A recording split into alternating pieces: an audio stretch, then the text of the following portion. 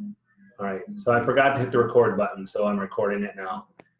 So just to recap, you know, we have everything for DR140. It's opened up, finishing all that stuff for Chapter 12 exam next week. We talked about more of it, but those of you who weren't here, you didn't get to hear it. So hopefully you'll make your next meeting to get that information. But we're talking about 201, the packaging assignment. We don't have some of the information or material, not information we have, material we don't have. I'll put the bearing out there for your fidget spinner. If you don't have the one you created before, you can quickly sketch up a new one in SolidWorks. So your package needs to be something that's going to be protective of your part. Now, normally what we would do is we'd take your fidget spinners and we'd have some plastic covers drawn down to protect them. But obviously we don't have the plastic slabs at GRCC, so we can't create those. So I still would like for you to create your package so that your fidget spinner is half exposed. Okay, does everybody understand what I mean by half exposed? So that if there were plastic, the plastic would cover the fidget spinner, so your box is going to come out. So you're going to have a cutout around your fidget spinner. Does that make sense? Yes? No? I'm looking at faces. I'm not seeing reactions. Okay, so if it's just a typical fidget spinner, let me switch cameras here. I'm going to stop sharing. I'm going to switch my camera.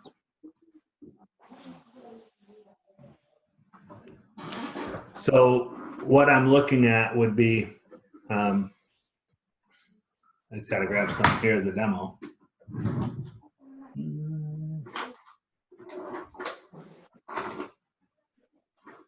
I need something flat.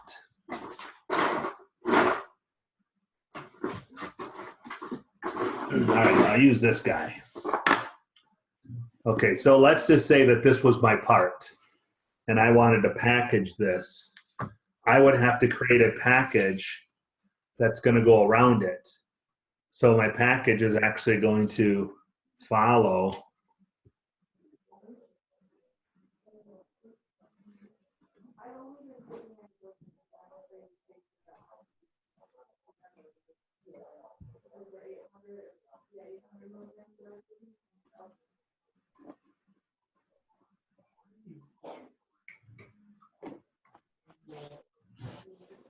we'll come back to it.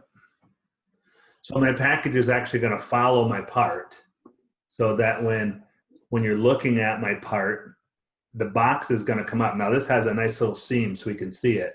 So this little seam right here in this part would be the height of the box. So that when you folded it up, you would, from this portion up would be covered in plastic, and that plastic would sit inside the box so they could actually see it. You know, and if I were to actually do this, I would probably make my box come up to like that right there. Can you see that? Not halfway, so just a little bit's exposed so they can see the part. That way, when you put it in your box, you can slide it through there and it kind of pops up through the opening. So you're going to want to take your fidget spinner. You're going to want to have your box have the opening that matches your fidget spinner. And at the same time, when we're doing our box, let's zoom up a little higher here. We're going to have, if this is the edge of my box, I'm going to have my fold lines.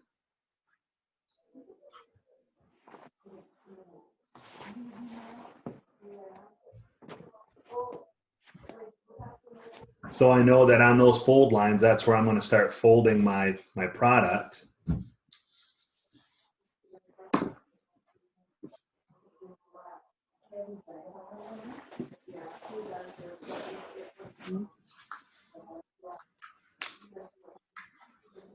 So now I'm starting to create my box. So on your flat pattern layout, you're going to create that box. So that box is going to be, you're going to start with one piece, just like we were doing with the metal pieces that we were using. We're going to create a flat pattern that we can actually fold up. And then you are going to send me that same PDF of that flat panel so I can fold it up. but then when we go to present those, you're going to have yours, box already folded. So I'm telling you that it's going to take you a few cracks at this, trying to fold it and get it right. A couple of techniques or things that we found that work really well. I'm looking for I have a little, so I have this is a little metal ruler. Obviously I have, just a typical rulers here. This works really well that when, switching cameras again, when you lay these on, you can lay it right on your fold lines, and you can fold over them so you get them nice and straight. Because that's the hardest thing. Even if we have the laser, which we don't have here, but at school we would have had the laser would have etched those lines. Trying to get it to fold straight is hard because as you're folding it. So if you have something, a little longer, even like my ruler here that I can use to fold up and get everything folded neat and nice and neatly, that's going to be key. Also remember that when we get to a corner, we got to have some reliefs, right? So if we're going to take this piece of paper and I'm going to fold it in 2 directions, I'm going to have to take out that corner. I'm going to have to eliminate that corner so that I can fold one up this way and one up the other way. So that's going to take some time. And that's why you have this week, and I believe this in next week, really. You're going to have this week and next week to work on that packaging, just because it's kind of tough. And then our final week will be over weldments. We're not going to get into cams or any of that stuff like that. So you guys can't really see, but really on I'll let you see my screen. You can see it. You can see that you're looking at Blackboard, right? Yes? Okay. So, we're right up here on week 10, and, we're supposed to go all the way down to week 14. We are not going to cover cams, vectors, and gears, and we never do. It's in the curriculum. Things go crazy, but according to Mr. Merchant and Mr. Estes, who both teach the same class, as far as they typically get is weldment. So we're right on track where we need to be. So you've got this week and next week to finish up our packaging, and our last week is going to be weldments, and then we'll have our final exam. So using our information, I'm going to switch pages again here. Here we go. So you're going to have to take your package. You're going to have to measure it. Remember, you're working in teams all by yourself, not in teams of 2, but all by yourself. Create that package. You're going to have it folded. So you'll have 2 packages, one that you're going to have, and then you're going to send me a PDF so that I can take a look at it. We're going to meet again next week, Tuesday at 11 o'clock. Okay, that's going to be our standard meet time, even though I didn't have a Zoom meeting out to you the night before. We're going to meet at 11 o'clock, but I'm going to try and schedule that one here in just a minute, so that's out there for you. So we'll meet at 11 o'clock to see if anybody's having any issues, concerns, so that we can move forward. Does anybody have any questions with anything that we covered so far? Yes? No? No. Okay. It's all pretty straightforward. Of course, then there, if we look on there, you have to add the decals. Yeah, you want to dress it up. I don't just want just a blank piece of paper. It would be nice if you could use some kind of cardboard, and I'm not referring to cardboard like you would get in a cardboard box. I don't know what you guys have laying around. My wife's a special ed teacher, so I have lots of art stuff, craft paper, even like the backing of my pamphlet. This little thicker cardboard material that's not a 2 or 3 ply cardboard, but just a thinner.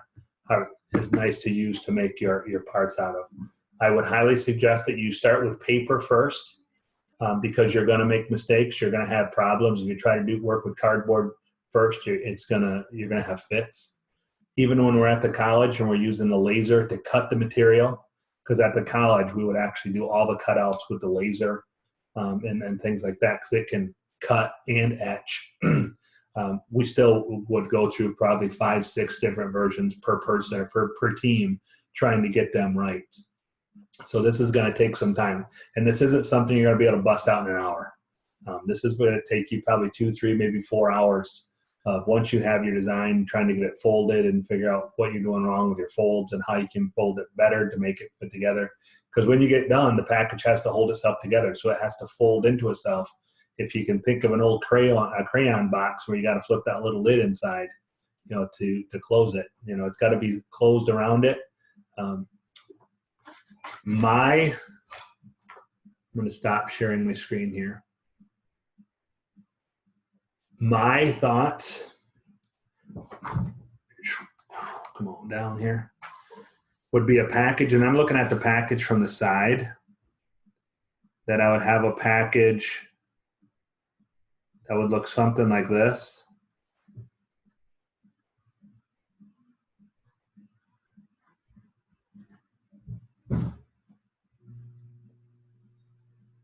Where it could hang up on a shelf. So you're going to have, so it's going to have to fold around. So if I were to flat pattern that, it's probably going to look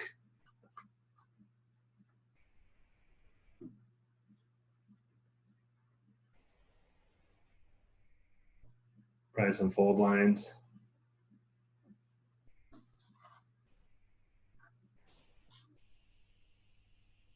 So it's going to have to fold around, and I didn't even think about the front, because in the front here's my, where it's going to have to fold over and get that thing folded into it. So, I mean, just to visually think about that and go, man, how am I going to make that work? My brain's not picking it up right now. But you guys have the unique benefit of being able to use SolidWorks and be able to model that and then unfold it and have SolidWorks help you. So the differences are going to be in your thickness of material.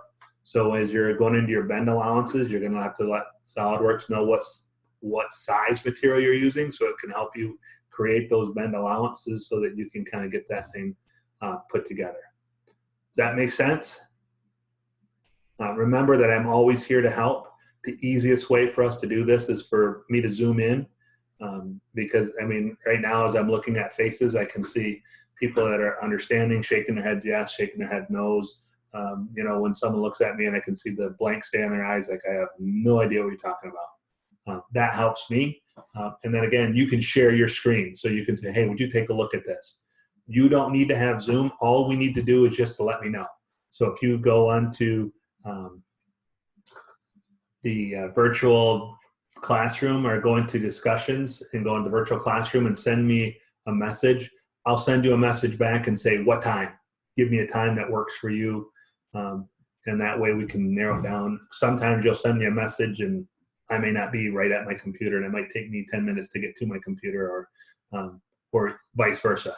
So you send it to me and then we'll coordinate a time, and then we can go in and we can take a look, and I can see your computer, you can see mine.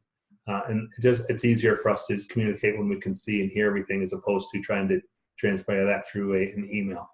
Okay? All right, any other questions, comments, concerns, worries, wonders? Okay, got a big week ahead of us with finishing up your coursework in 140, your packaging for 201 before we get started with our final week of weldments. And then we get into exam week. I mean, things are going pretty darn quick here. So take care, be safe, and we'll talk to you guys next week, Wednesday at 11, all right? All right, thanks, guys. We'll see you soon. Take care. Be safe.